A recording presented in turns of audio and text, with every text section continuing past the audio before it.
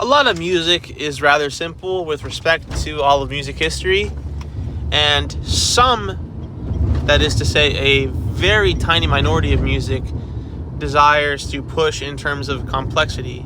And that's not to say that this music is math rock or prog rock or whatever, but music which pushes in complexity with regards to all of the history of music, such as Impressionism, classical music, Baroque, etc. And even myself at some points, but a lot of people currently are against the increasing complexity of music. And why is that incorrect? That is incorrect because we know as a human species that in science and in mathematics, the two real branches of epistemology and metaphysics that really pushes forwards the development of the human species, we know that in those fields, for example, in physics, in mathematics, in chemistry, number theory, topology, whatever it may be, we know in those fields that we get more and more exquisite knowledge the more and more complex that we get, because we already understand the more remedial parts of it.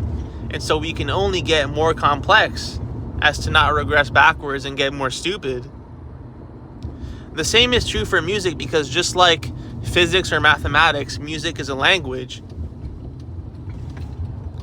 right? And so the more simple ideas will already have been expressed, and they will already have been exhausted in terms of their meaning and applicability.